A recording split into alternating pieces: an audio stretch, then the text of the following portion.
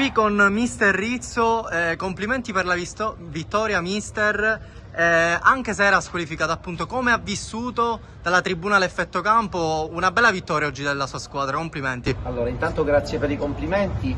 Come l'ho vissuta?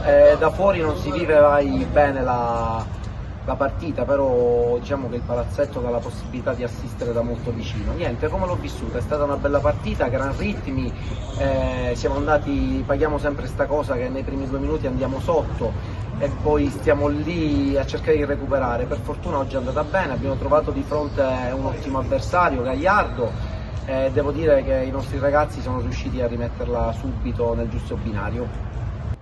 Siamo qui con Antonio Baucina, autore del secondo gol, complimenti. Il CUS è andato sotto 1-0 ovviamente nei primi minuti, però complimenti per aver portato poi appunto a casa la partita con ritmi molto alti. Come avete vissuto voi da squadra appunto questa partita di Coppa?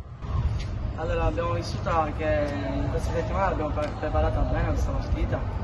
Sfortunatamente sono io anche l'autore del primo gol che abbiamo preso, perché purtroppo ho sbagliato. Sono felice che ho rimediato facendo il 2-1